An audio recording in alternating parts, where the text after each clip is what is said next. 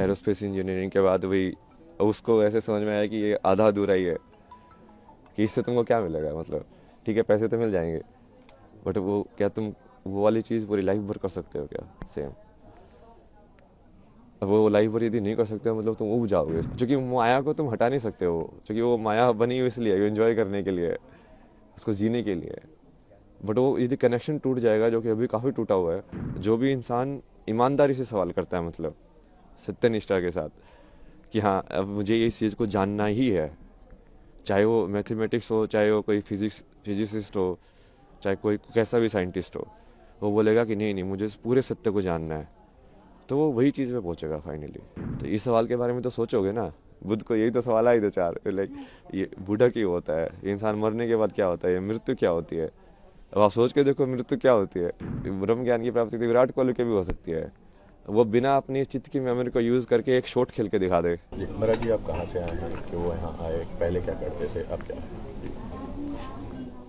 ये जैसे ये सवाल पहले भी मुझसे कुछ पूछा था ना, कहाँ से आए हो, तो उसको बहुत सारे जवाब देता था मैं। कभी बोलता था कैलाश से आया हूँ, कभी बोलता था मैं कुंड से आया हूँ, कभी बोलता था यहाँ से आया हूँ। बट फिर मुझे समझ में आया कि जो आप जो पूछ रहे हो उसके हिसाब से तो ये पूछ रहे हैं कि हाँ अभी इस शरीर का जन्म कहाँ से हुआ है। तो हाँ उसका वो तो हरियाणा में जन्म है मेरा, हरियाणा में झज्जर जो ज़िला है, तो स्कूलिंग वगैरह वहाँ से हुई। फिर उसके बाद पढ़ाई के लिए जैसे जेई वगैरह एग्ज़ाम की तैयारी की, तो तैयारी करने के बाद फिर मुंबई गए, आईटी मुंबई, एरोस्पेस इंजीनियरिंग के बाद वही उसको ऐसे समझ में आया कि ये आधा अधूरा ही है, कि इससे तुमको क्या मिलेगा, मतलब ठीक है पैसे तो मिल जाएंगे, बट वो क्या तुम वो वाली चीज़ पूरी लाइफ भर कर सकते हो क्या सेम? अब वो लाइफ भर यदि नहीं कर सकते हो मतलब तुम उब जाओगे इस चीज़ से। तो मेरे को वैसा चाहिए था, लाइक पूरा जवाब, लाइक हाँ ऐसी चीज़ मुझे मिल जाए जो मैं करता रहूँ, बस मज़ा आता रहे, लाइफ चली जाए पूरी। और उसकी खोज में तुम निकलते गए, फिर जैसे मीनिंग ऑफ लाइफ तुम ढूंढते रहते हो, यार ये लाइफ का मतलब क्या है, मुझे क्या करना चाहिए, आगे बढ़ते जाते हो आगे बढ़ते जाते हो। उसमें बहुत सारे ऐसे रास्ते आए, बहुत सारी चीज़ें हुई बीच बीच में, यहाँ वहाँ मोड़ आए बहुत सारे, धीरे धीरे आके फिर तुमको वही फाइनली वही तुम ऐसे ही देखते हो कि जो होना होता है वो वैसे ही होता है। तो वैसे ही हुआ, सत्य तक पहुंचा मैं जैसे भी पहुंचा। लड़खड़ा के भटक भटक के, फिर उसके बाद अभी तो जैसे फिर उसको समझ में आया कि अभी जो भारत का जितना भी ये वैदिक जो ज्ञान बोलते हैं या पुराना जो संस्कृति ज्ञान बोलते हैं, वो सारा का सारा उसी के ऊपर डिपेंडेंट है। मतलब अपने जितने भी हैं ये नाट्य शास्त्र या जो भी बनाए गए हैं, वो सब आध्यात्म को केंद्र बिंदु लेके बनाए गए हैं। सब राग जो डिज़ाइन हुए हैं, म्यूज़िक से लेके परफॉर्मेंस से लेके, फिर रहन सहन से लेके, फिर जो जो परिवार का जो विधि है, शादी का विधि है, संस्कार जो होते हैं बच्चों के सारे ये उस चीज़ को केंद्र बिंदु लेके डिज़ाइन किए गए हैं। पूरा सिस्टम जो पूरा जो जैसे आश्रम की व्यवस्था थी पहले कि हाँ ब्रह्मचर्य आश्रम होगा, गृहस्थ आश्रम होगा, तो वो पूरा वैसे ही उन्होंने बनाया है कि अब इस माया में तुम कैसे डिज़ाइन करो कि वो आध्यात्म वाला जो कनेक्शन है वो बना रहे, कि लोग खो ना जाए ज़्यादा, क्योंकि माया को तुम हटा नहीं सकते हो, क्योंकि वो माया बनी हुई इसलिए एंजॉय करने के लिए, उसको जीने के लिए। बट वो यदि कनेक्शन टूट जाएगा, जो कि अभी काफ़ी टूटा हुआ है, अभी लोगों को वही लगता है कि ये सब अलग अलग है, अलग अलग नहीं है, वही की चीज़ है वो। महाराज जी, ऐसी कौन क्या कैसा आध्यात्म है, और कैसी कौन सी चीज़ जिसने आपको ट्रिगर किया आध्यात्म इस स्पिरिचुअलिटी को? ऐसा तो कुछ नहीं है ना जिसने ट्रिगर किया स्पेसिफिकली, लाइक अलग अलग थे चीज़ें जो अलग अलग मोमेंट के लिए ट्रिगर करते गए। कहाँ आया आध्यात्म की, अब अध्यात्म में जाना है, क्या हुआ ऐसा? मतलब आध्यात्म आप किसको बोल रहे हो? उसके ऊपर है ना जवाब। अब यदि तुम वैसे देखो तो किसी चीज़ सवाल के बारे में सोचना, बैठ के चिंतन करना, वो भी आध्यात्म ही है। चाहे मैंने कुछ भी पढ़ा हो या नहीं पढ़ा हो, शंकराचार्य को पढ़ा नहीं हो, विवेकानंद को पढ़ा नहीं पढ़ा हो, यदि मैं अपने में ही बैठ के सोच रहा हूँ, बैठ के जैसे रमना महर्षि थे, उनके दिमाग में एक दिन ये ख्याल आया कि ये मौत क्या होती है। तो वो बैठ के उस मौत को देखने लगे यार कि अच्छा ये है क्या ये, तो वो तो उनको ज्ञान की प्राप्ति हो गई। अब आप क्या बोलोगे, क्या ट्रिगर था उसका, वो क्या जरूरी थी, कुछ जरूरी नहीं थी। क्योंकि वो करने वाला तो अब वो अध्यात्म से रिलेटेड थे क्या नहीं थे, नहीं उन्होंने तो ऐसा कोई वो साधना नहीं की, कुछ संन्यास नहीं लिया, कुछ नहीं किया। तो उसमें भी वही है कि आप उस चीज़ को अलग करके देखोगे कि हाँ अध्यात्म में आ गए हो, ऐसा कुछ नहीं है। जो भी इंसान ईमानदारी से सवाल करता है, मतलब सत्यनिष्ठा के साथ कि हाँ अब मुझे इस चीज़ को जानना ही है, चाहे वो मैथमेटिक्स हो, चाहे वो कोई फिजिसिस्ट हो, चाहे कोई कैसा भी साइंटिस्ट हो, वो बोलेगा कि नहीं नहीं मुझे इस पूरे सत्य को जानना है, तो वो वही चीज़ पे पहुंचेगा फाइनली। महाराज जी, ऐसी कौन सी चीज़ है आज की पीढ़ी का जो आध्यात्म से एक अलग वो होता जा रहा है, उसको लेकर के क्या कहेंगे, क्या दृष्टिकोण है आध्यात्म का है? क्या चीज़ है जो इस पीढ़ी को अध्यात्म से अलग कर रही है? और दृष्टिकोण क्या होना चाहिए? दृष्टिकोण तो यही होना चाहिए कि ये सब उसी के ऊपर ही बेस है, कि जो बेस है वो अध्यात्म ही है। जो जिस चीज़ को तुम, जहाँ पे हम जी रहे हैं उस ज़िंदगी में, यदि तुम्हारे पास यही सवाल नहीं आया कि मृत्यु के बाद क्या होना है मेरा, और ये मैं जन्म से पहले क्या था, मैं कुछ था कि नहीं था, तो इस सवाल के बारे में तो सोचोगे ना। बुद्ध को यही तो सवाल आए दो चार, लाइक ये बूढ़ा क्यों होता है, ये इंसान मरने के बाद क्या होता है, ये मृत्यु क्या होती है। अब आप सोच के देखो मृत्यु क्या होती है। अब आप सोचोगे, चिंतन करोगे, आपको समझ में आएगा यार इसका जवाब कहाँ मिलेगा। फिर आप ढूंढोगे कि अच्छा तू दे सकता है इसका जवाब, तू दे सकता है इसका जवाब। मान लो सेटिस्फाई हुआ, आपको समझ में आया कि हाँ ये जवाब है, नहीं तो जो आप उसके जो पद्धति है उसको फॉलो करोगे कि हाँ अच्छा इसको ऐसे जवाब इसका पाया जा सकता है। तो उसके वही बहुत सारे तरीके हैं, बट वो हर चीज़ वही से रिलेटेड है। आप सेम चीज़ लाइक क्रिया योगा में मैंने लोगों का एग्जाम्पल भी दिया ना कि ब्रह्म ज्ञान की प्राप्ति तो विराट कोहली की भी हो सकती है। वो बिना अपनी चित्त की मेमोरी को यूज़ करके एक शॉट खेल के दिखा दे, सिर्फ उस मोमेंट में रह के, कि उस टाइम पे उसको मसल मेमोरी यूज़ नहीं कर रहा है वो, कि हाँ ऐसे बोला ही तो मुझे ऐसे शॉट खेलना है, क्योंकि जनरली मसल मेमोरी यूज़ करते हैं, रिफ्लेक्स में होता है सब कुछ। बिना रिफ्लेक्स यूज़ किए उस प्रेजेंट मेमोरी में रह के यदि वो मूवमेंट कर सकता है तो वो क्रिया योगी बन जाएगा। ऐसे डांसर लोग भी कर सकते हैं कि यदि उस पूरी मूवमेंट को वो एम्बॉडी करे, पूरा चेतना के अंदर आए कि हाँ मेरा हाथ ऐसे घूम रहा है, पूरा देखेंगे हाँ वो क्रिया हो कैसे रही है, तो वो भी क्रिया योगी बन सकते हैं। तो ये कोई ऐसा नहीं है ना कि वो असली ज़िंदगी से सेपरेट है, ये एक ही चीज़ है। वो बस आप कितनी डेप्थ में उसको देखना चाहते हो उसके ऊपर है। अभी हम पूरा सुपरफिशियल उसमें देख रहे हैं, और इसके भी बहुत सारे कारण हैं। मतलब ये पश्चिमी सभ्यता का असर है। अब ये सुबह जैसे वो फ्रांस में एक थी, उनसे बात हो रही थी, वो यही बता रहे थे कि वहाँ पे तो लोग बहुत क्लोज्ड है, मतलब, और वहाँ पे लोगों को इन सब चीज़ों में इंटरेस्ट नहीं होता है। लाइक सब इंडिविजुअलिटी में और लाइक मटेरियलिज्म को और के चक्कर में पड़े रहते हैं, जो थोड़ा बहुत असर हमारे ऊपर भी हो गया है, क्योंकि वो अब हम हमारे पर वो राज करके गए थे, हमारे अंदर इन्फीरियरिटी कॉम्प्लेक्स आ गया कि इनके अंदर कुछ तो बढ़िया होगा जिसकी वजह से ये हमसे पावरफुल बन पाए।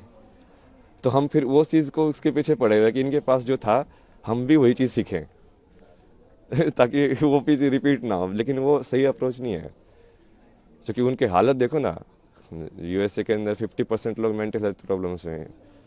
अब क्या हो, ऐसा बनना चाहते हो आप, ऐसा बनाना चाहते हो देश को? महाराज जी, विदेशी जो होते हैं वो आध्यात्म की ओर आ रहे हैं, हमारे यहाँ आ रहे हैं, लेकिन जो हमारे लोग हैं वो कहीं ना कहीं विदेशी परंपरा को अपना रहे हैं, ऐसा क्यों? ये यही है ना, उसकी वजह से वो ये अब जैसे आपके ऊपर मान लो कोई आपसे ज़्यादा ताकतवर है, तो आप सोचोगे यार इसके पास ऐसी कौन सी शक्ति है कि इसको ज़्यादा ताकतवर बना रही है मेरे से, तो आपका भी रुझान उसी की साइड होगा। तो आप सोचोगे यार ये लोग साइंस पढ़ के, ये एटम बम बना के, हथियार बना के ये दुनिया पे राज कर सकते हैं, तो मैं इससे बड़ा हथियार बनाऊं।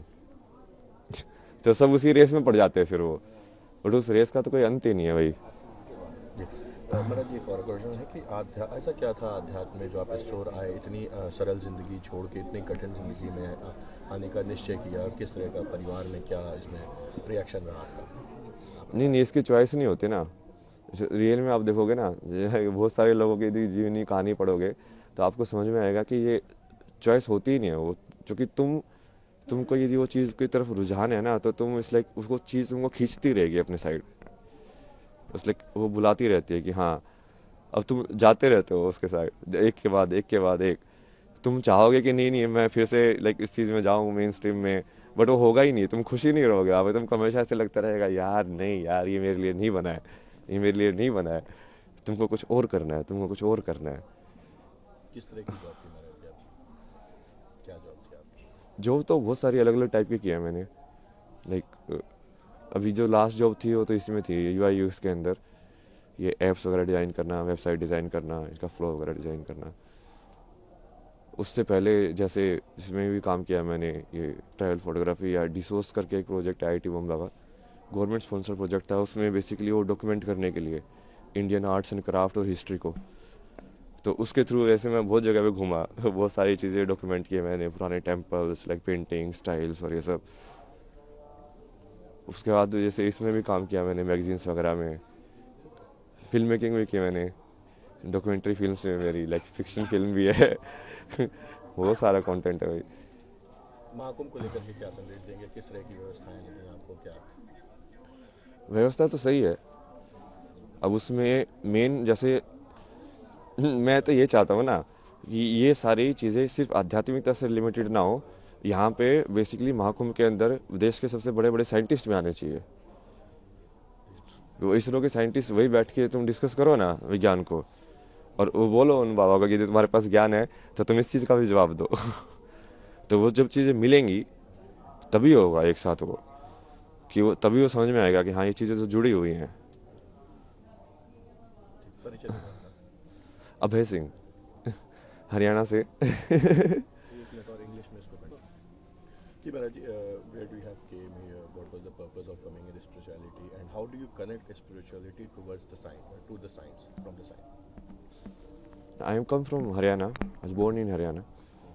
Then, like life took different turns. So I went to like IIT to study. Then changed the path from engineering to arts. And that also didn't work. Then changed again. So kept changing unless like I arrived at the final truth, you can say. Then after that, I started exploring. Okay, so what is it like? It makes it. What is it the other people have discovered about it?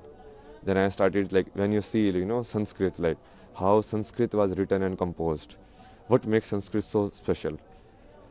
So if you see the Maheshwaraya Sutra, like this Panini says like he was in meditation, then he got this sutra. It's like the Damru of Shiva, like Shiva gave him this, which is the base of the Sanskrit language. Then how it is composed, like with respect to grammar. So all of this knowledge, like it should be combined. It's not like separate, like like linguistic is like they're like this is a linguist guy, this is a spiritual guy, this is a Baba guy. No, because earlier the Rishi used to do both actually, and that was the method of doing it. Like if you study Ramanujan, like his math equation come from like Devi only. The same with me only. Like I only do Bhakti of Shiva. All of my knowledge, like whatever I study like very less. Only some diagram I see. Okay, this is it. Then I understand it. Like Mahadev tells me, okay, like this is how it works. So that is the real way of doing it. What was the main thing that triggered you into spirituality? You can say like the quest for the answer, quest for the knowledge. It took different forms in outside. Like initially you are searching for the like meaning of life, to do what is like substantial in life. But then you shift. Then it was like then you are going through like mental health problem. Then the question was like how mind works. How do you get rid of these unwanted thoughts in your mind? Which I think is very popular question these days. Like people, that's why a lot of people are actually getting attracted towards spirituality. Not towards like getting moksha, but towards like, okay, how do I actually calm my mind and reduce my anxiety and all of that, which is fine also. But then you have to connect it to the root also. Like what is the base of it? Why so many techniques and meditation techniques are there? It's not just to calm your mind. It's basically there's a different motive to it. And what is that motive, and why is that motive so important that so many people have done and given their entire life to it? You have lived a so smooth life and came into hard life. How was your experience, and what you are experiencing here? No, I won't say like that was smooth and this is hard. Because what seems hard for you from outside, it might be a natural tendency for me. Like sleeping outside in cold, it might not see it as hard, no? I might see like sleeping in a closed Delhi place where there is no air, polluted air, no light coming, you don't even know when sun rises, sun don't rises. That I will consider hard, because then you have completely lost connection with the environment. Now here at least you are with the nature, so it's much better, much easier than staying in completely closed cities and like that life. So it's a perspective. Like that was hard and like this is like easy, or like that was easy, this is hard. For me, it's like same only. He was an aero engineer, which is so viral. So, did that help you to connect with spirituality or astrology or anything else? Not really, but it does develop your logical thinking, reasoning capabilities. Like because when you study science, your reasoning capabilities increase, right? Your IQ, that we say. But then when you do like arts and everything, your EQ increases, your emotional quotient. You become more empath. Like when you are doing some story, like I have done like documentary projects on Kota. So there you go and you talk to the students there, and then you try to connect with their emotions. So like why do they study? Why do they commit suicide? What is the pressure on them? So that requires your EQ. So you need to develop both. What was the time when you came to spirituality, and did you take Diksha or anything else? Who's your guru? I mean, that's why I'm saying no. It's not like I came into spirituality in a sense. It's like you arrived at the answer, and then I start doing it intentionally. Initially, you don't know the answer. Obviously, that's why you are searching. If you already know the answer, why would you search? So initially, you don't know the answer, but after knowing the answer, or after experiencing the answer, the much better words, then you like start seeing, okay, what is the scope of it? How far it extends? How many different ways it can be done? And then you start reading all of these different forms. Okay, this is how they have created Bharatanatyam, this is how they have created like Sanskrit, this is how they have created like all of these astrological charts, this is how, the Rashi, which is say the science, the 12 science, these works. So then you start seeing, okay, so this was the base of it. You got the answer? Yeah. What was the answer? Answer to what? Moksha. No, moksha you cannot Which you see. were searching. See, moksha is finally basically when there is no body. Right now, it's not complete liberation in a sense. Complete liberation means that you are not in this world. You are liberated. Right? So you won't take birth only. If you don't have any karmic attachment to the world, then you will just go back. So that will happen in the end, like complete moksha that you are saying, complete mukti, like liberation.